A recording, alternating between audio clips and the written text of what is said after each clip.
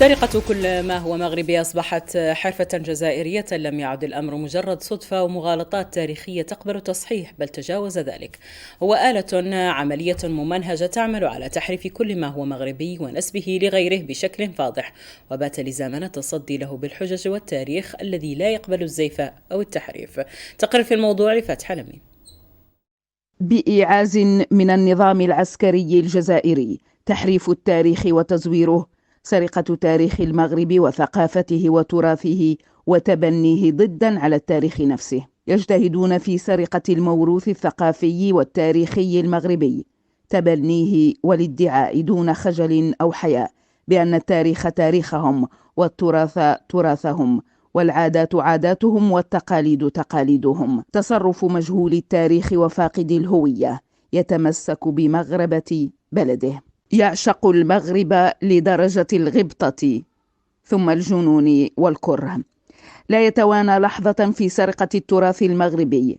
سرقاتهم وسطوهم متواصل لكل ما هو مغربي، لم يسلم من أيديهم بشر ولا حجر.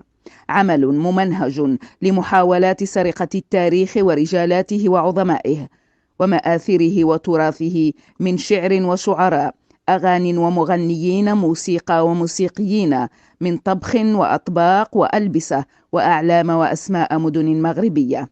تزوير الوقائع وتحريف التاريخ ونسبها إليهم دون ما خجل ولا حياء، ورغما عن كل ما قيل وكتب ودون من طرف المؤرخين وشهادة الشاهدين الذين عايشوا العصور. يتمادى هؤلاء في سرقاتهم حتى بات ابن بطوطة الطنجي جزائري، وطارق بن زياد فاتح الأندلس جزائري، وعبد الرحمن المجذوب جزائري، وغيره من أعلام المغرب الفكرية والصوفية، بل حتى شخصيات مغربية بارزة لا زالت حية ترزق، وجدت نفسها جزائرية دون علم منها، ومدونة في صفحات ويكيبيديا وفي برامج القنوات فضائية خصصت للغرض. فما غاية هؤلاء يا ترى؟ سؤال يطرح نفسه بإلحاح وحيرة مغربية وعربية مما يحدث، فالعالم إذ بات قرية صغيرة يتابع ذلك باستغراب، والسؤال: ما الهدف والغاية؟ خصوصا وأن التمادي في السرقة زادت حدته في السنوات الأخيرة. وسؤالنا: أليس في الجزائر رجل حكيم؟ وإذ طرحنا السؤال، المفاجأة كانت بأن نخبهم منغمسة في السرقة بدعمها للمغالطات والكذب والزيف والتحريف، وآخر ما تفتقت به غريزة اللصوصية لديهم هو أسود الأطلس.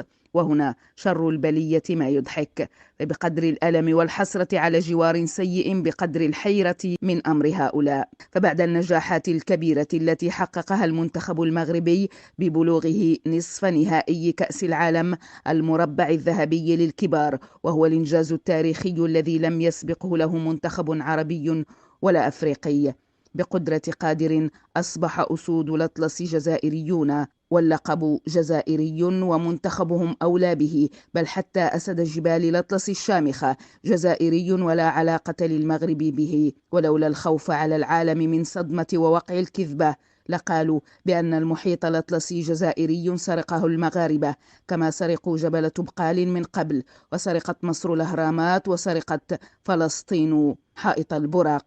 فهل هو الجنون في أقصى تجلياته، أم هي حبوب الهلوسة ذات الصنع الجزائري؟ سؤال يبقى مطروحا، وجبال الأطلس الشامخة لسان حالها يقول: ما هذا العبث؟ وزئير الأسد الأطلسي يسمع صدى صوته من بين ثنايا الجبال يقول: أنا مغربي.